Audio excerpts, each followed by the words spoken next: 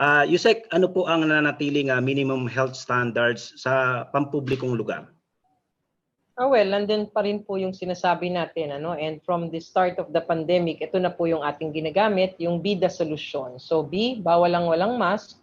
I, isanitize ang kamay, iwas hawak sa mga bagay. D, dumistansya ng 1 metro. At A, alamin po ang tamang impormasyon. Bukod doon, nagpalabas po ang Kagawaran ng Kalusugan ng ating behavior change campaign para po dito sa darating na Kapaskuhan and holiday season. Ito po yung carry o scaring. Ito po ay nagbigay tayo ng 6 na peligro factors na dapat iwasan po ng ating mga kababayan. Unang-una po dito, yung dami ng tao. So pag nakita na po nilang madami yung tao, wag na po silang tumuloy dahil magiging scary po yan para sa kanila.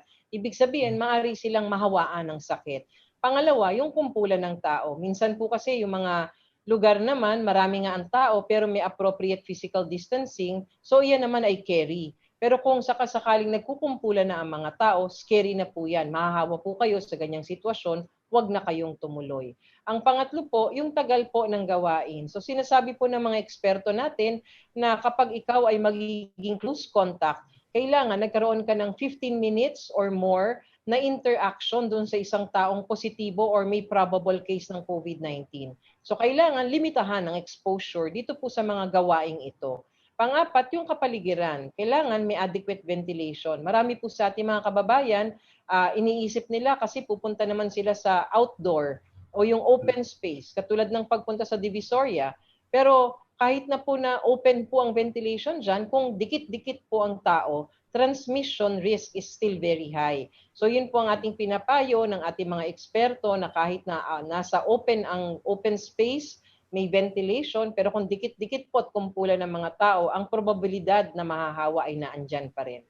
Panglima po, yung mga kilos, no? Ito yung pagsuot natin, of course, ng face mask and face shield. And pangalawa, yung pagsasalita na malakas, pagkanta, yun pong ating mga iba pang activities that can emit, no? Itong mga mas mataas na viral particles. Kung sinasabi po, base sa ebidensya, na kapag ang tao ay nagsasalita, maari tayo, normal lang na pagsasalita, maari na tayo magkapag-emit ng about 170 viral particles per minute. Ang isang tao, para mahawa ng sakit na COVID-19, kailangan mo lang ng 1,000 viral particles para ikaw ay magkaroon na ng infeksyon.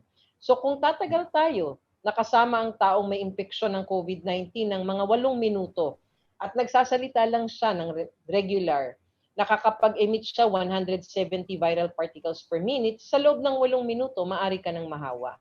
O lalong-lalo na kung ikaw ay kumakanta o sumisigaw dahil mas mataas pang viral particles ang inilalabas ng mga taong ito at konting minuto lang nakatabi natin ng mga taong to, tayo ay mahahawa na. Ang panghuli, napaka-importante ang pagsusuot po ng face mask and face shield. Marami po sa ating mga kababayan pini-question, bakit kailangan pa mag-face shield naka-face mask na? Yung ibang bansa, hindi naman ginagamit yung face shield. Yan po ay may isang pag-aaral na ginawa po dito sa atin sa Pilipinas, no? Kapag ikaw ay nakasuot ng face mask, it only provides you with about 67% protection. Ibig sabihin, 33% maaari ka pa ring mahawa. Pero kapag ikaw ay nagsuot ng face mask plus face shield, tumataas po yung protection na naibibigay sa atin to almost 90%.